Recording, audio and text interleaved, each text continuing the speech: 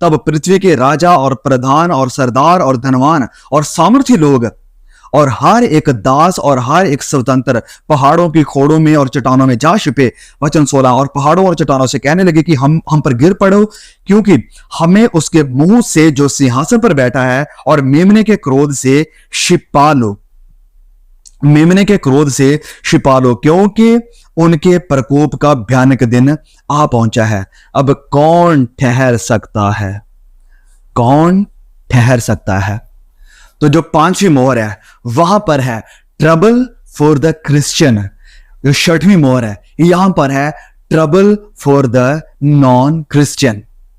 ये 6वीं मोहर परमेश्वर के क्रोध को लेकर आ रही है। यहां पर लोग अपने आप को छिपा रहे हैं और कह रहे हैं कि हमें उसके प्रकोप से, उसके क्रोध से बचा लो।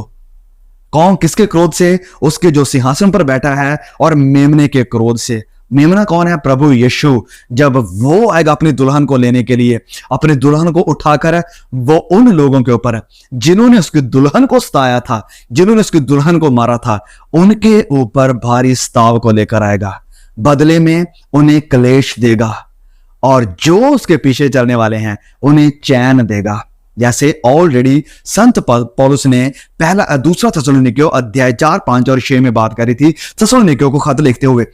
अब जैसे हम कंपेयर करते आ रहे हैं मत्ती 24 को, तो क्या मत्ती 24 में इसका कुछ ऐसा जिक्र है प्रभु यीशु के आने का और लोगों के ऐसे डर जाने का, घबराने का? एब्सोल्युटली, बिल्कुल है। चलिए खोलिए। मैं बहुत एक्साइटेड हूं इन चीजों को लेकर कि कैसे वचन क्लियर है, लेकिन हम इसे समझ ही नहीं पाते हैं। मत्ती अध्याय 24 और उसके वचन 29 से लेकर वचन 30 तक को हम पढ़ेंगे। यहां पर लिखा है, उन दिनों के क्लेश के तुरंत बाद सूर्य अंधियारा हो जाएगा। प्रकाशित वाक्य 6 में भी ऐसा ही दिखाई दे रहा है। वचन 12 से जब हम पढ़ते 6वीं मोहर खुली तो मैंने देखा कि बड़ा भूकंप हुआ और सूर्य कंबल के समान काला हो गया और चंद्रमा लहू के समान हो गया। सेम चीज जो मत्ती अध्याय 24 में प्रभु यीशु ऑलरेडी बता कर गए थे। वचन 29 फिर से, उन दिनों के क्लेश के बाद, हाँ इस बात को ध्यान में रखें, क्लेश के बाद। क्लेश कब हुआ था? जब 5वीं मोहर खोली थी। और वो क्लेश किसके द्वारा दिया गया था? एंटी क्राइस्ट के द्वारा, मसीहों के ऊपर। सो वहां पर क्लियर है, क्लियर है। मैं क्या बताऊं मैं? इससे क्लियर और क्या ही हो सकता है? इससे क्लियर है वो। यहां पर मैं समझ सकता हूं कि लोगों का घमंड है जो समझना नहीं चाहते हैं, इतने ब्रेन वॉश्ड हैं उन फॉरेन प्रचारकों के द्वारा कि नहीं वो गलत नहीं हो सकते हैं, लेकिन वो वचनों को नहीं देख पाते हैं क्योंकि ऑलरेडी भरे पड़े हैं झूठी शिक्षा के साथ। वचन यहां पर बहुत ही क्लियर है। यहां पर 6वीं मोहर की बात हो रही है और 6वीं मोहर का जिक्र प्रभु यीशु ने ऑलरेडी किया था। वचन 29 में वो कहते हैं कि जैसे वचन अध्याय प्रकाशित वाक्य 6 वचन 12 में 6वीं मोहर खुलते ही सूर्य अंधियारा हो रहा है, तो ऐसे ही यहां पर भी वचन 29 में भी लिखा है मत्ती अध्याय 24 के। यहां पर लिखा है कि उन दिनों के क्लेश के तुरंत बाद, उन दिनों के क्लेश के तुरंत बाद, जैसे ही 6वीं मोहर खुलकर और जो काम कर रहा है 6वीं मोहर ने वो कंप्लीट हो जाता है, तो उसके तुरंत बाद क्या होता है?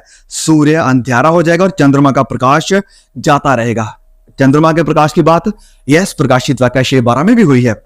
और तारे आकाश से गिर पड़ेंगे और आकाश की शक्तियां हिलाई जाएंगी, तब मनुष्य का पुत्र आकाश में दिखाई देगा।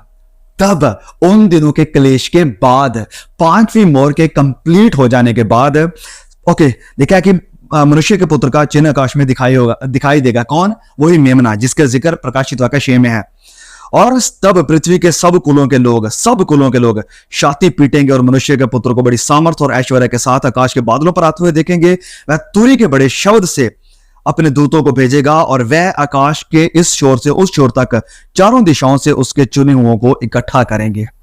जब मसीह यीशु को आते हुए देखेंगे तो वचन में लिखा है कि सारे कुलों के लोग उसे देखकर छाती पीटेंगे। उसे देखकर छाती कौन पीटेगा? क्या उसकी दुल्हन? Absolutely no. एक बहुत बड़ा नो। उसकी एक दुल्हन अपने दूल्हे को आते देखकर क्यों छाती पीटेगी? वो तो आनंदित होगी, खुश होगी कि मेरा दूल्हा फाइनली मुझे लेने के लिए आ रहा है, मुझे इस गंदगी से छुड़ाने के लिए आ रहा है। तो वो खुश होगी और प्रभु अपने दूतों को भेजकर उन्हें इकट्ठा करेगा। लेकिन लेकिन लेकिन वो लोग जिन्होंने सच्चाई को नहीं माना, वो लोग जिन्होंने क्लेश दिया मसीह की दुल्हन को, वो उसे देखकर छाती पीटेंगे। और प्रकाशित वाक्य की लैंग्वेज में कहें कि वो उसे आते हुए देखकर अपने आप को छिपाएंगे, पहाड़ों में रोएंगे कि हमें छिपा लो और बचा लो उसके प्रकोप से जो आ रहा है। जो आ रहा है। चलिए एक बार फिर से उसी वचन को पढ़ते हैं जो हम पहले पढ़ कर आए थे। दूसरा थिस्सलुनीकियों अध्याय 1 और उसके वचन 4 से लेकर 8 तक को, वहां अभी बदला लेने का, स्ताव देने का समय आ गया है। सुने, यहां तक कि हम आप परमेश्वर की कलीसिया में तुम्हारे विषय में घमंड करते हैं कि जितने उपद्रव और क्लेश तुम सहते हो, उन सब में तुम्हारा धीरज और विश्वास प्रकट होता है। वह परमेश्वर के सच्चे न्यायों का स्पष्ट प्रमाण है कि तुम परमेश्वर के राज्य के योग्य ठहरो, जिसके लिए तुम दुख भी उठाते हो, क्योंकि परमेश्वर के निकट यह न्याय है कि जो तुम्हें क्लेश देते हैं उन्हें बदले में क्लेश दे। अब उन्हें बदले में क्लेश देगा जब छठी मोहर खोली जाएगी। ओके, और तुम्हें जो क्लेश पाते हो हमारे साथ चैन दे। और उस वक्त जब प्रभु यीशु आएगा तो जो मसीह विरोधी हैं उन्हें क्लेश दिया जाएगा, और जो क्लेशों को सह रहे थे उन्हें आराम देगा, चैन देगा, उन्हें अपने पास बुलाएगा। उस समय की जब प्रभु यीशु अपने सामर्थ्य दूतों के साथ धधकती हुई आग में स्वर्ग से प्रकट होगा।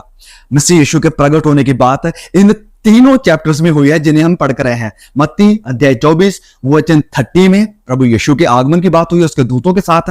प्रकाशित वाक्य अध्याय 6 में जब हम पढ़ कर आए हैं वचन 17 को और 16-17 को, वहां पर भी प्रभु यीशु के आगमन की बात हुई है, मेमने के आने की बात हुई है। और यहां थिस्सलुनीकियों अध्याय 1 और उसके वचन 7 में भी प्रभु यीशु के आगमन की बात हुई है। इससे ज्यादा और क्लियर क्या होगा? क्या होगा? बिल्कुल क्लियर है। एक और वचन पढ़ते हैं, क्योंकि मैं क्या चाहता हूं कि हमारी जो फाउंडेशन है वो हमारे खुद के विचारों से ना हो, अपनी खुद की बनाई हुई कथा कहानियों के ऊपर ना हो कि पहले ऐसे होगा, फिर ऐसे होगा, फिर वैसे होगा, लेकिन बाइबल का कोई बेस नहीं है। मैं वचन की तरफ बार बार आपको लेकर जा रहा हूं ताकि हमारी जो फाउंडेशन है वो वचनों पर ही बनी रहे। चलिए पढ़ते हैं एक और वचन, रोमियो अध्याय 5 और उसके वचन 9 को। अब जबकि हम अब उसके लहू के कारण धर्मी ठहरे हैं, हम जो मसीह यीशु के लहू के कारण धर्मी ठहरे, अपनी धार्मिकता के कारण नहीं, मसीह यीशु के लहू के कारण धर्मी ठहरे हैं, तो उसके द्वारा परमेश्वर के क्रोध से क्यों ना बचेंगे?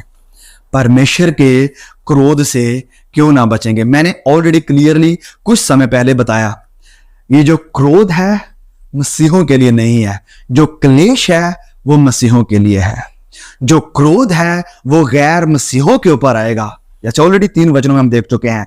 और जो ट्रिबुलेशन है वो मसीहों के ऊपर आएगा। यस, समझे इस बात को। क्रोध गैर मसीहों पर, ट्रिबुलेशन मसीहों पर। क्रोध परमेश्वर देगा, ट्रिबुलेशन एंटी क्राइस्ट और उसके साथी देंगे। ओके, तो आई होप कि जितना मैंने एक्सप्लेन किया है, जितने आसान शब्दों में और पूरी तरह से बाइबल से एक एक वचन लेकर, वचन को वचन से कंपेयर करके, मैं नहीं समझता हूं कि इससे ज्यादा और आसानी से हमें वचन सिखाया जा सकता है, या मैं अपनी तरफ से सिखा सकता हूं जितना मैंने कोशिश करी है सिखाने की। वचन बहुत ज्यादा क्लियर है, बहुत ज्यादा। तो 5वीं मोहर में क्लेश शुरू होता है। जब 5वीं मोहर खोली जाती है वहां पर हमें क्लियरली देखने को मिल रहा है, आप खुद वचन को पढ़िए, वहां पर मसीहों के ऊपर क्लेश की बात हो रही है। और जैसे ही 6ठी मोहर खुलती है तो यहां पर परमेश्वर के क्रोध की, और मसीह यीशु फिर आते हैं उनको क्लेश देने के लिए जिन्होंने मसीह यीशु की दुल्हन को सताया था।